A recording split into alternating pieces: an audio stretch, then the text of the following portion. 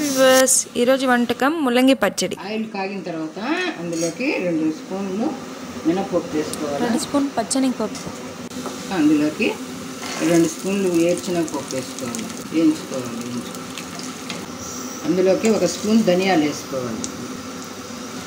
అదేవిధంగా 1 స్పూన్ జీలకర్ర వేసుకోవాలి. వేసుకొని వేయించుకోవాలి. అందులోకి ఎండుమిరపకాయలు 1 చింతపండు వేసుకోవాలి. అందులోకి ఇంగువ వేసుకోవాలి. బాగా వేయించుకొని ప్లేట్లోకి తీసుకోవాలి. 1 స్పూన్ ఆయిల్ వేసుకొని ఈ ముల్లంగి, ఎర్రగడ్డ, తెల్లగడ్డని వేసుకోవాలి. వేసుకొని కొద్దిసేపు వాడ్చాలి. 5 నిమిషాల పాటు. అలా వాడిన తర్వాత దానిలో కొద్దిగా కరివేపాకు, కొద్దిగా కొత్తిమీర వేసి వాడ్చుకోవాలి. 2 నిమిషాల పాటు వాడ్చుకోవాలి. స్టవ్ ఆఫ్ చేసి దించేసుకోవాలి. ముందుగా ఇవి వేయించుకున్న పప్పులు అవన్నీ వేసుకొని దంచుకోవాలి.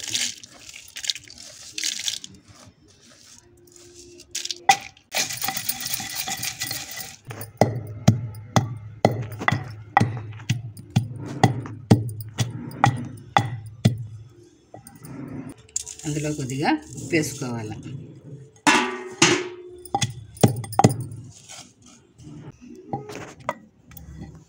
అలా దంచుకున్న తర్వాత అందులోకి ముల్లంగి, వేయించుకున్న ముల్లంగి వేసుకోవాలి.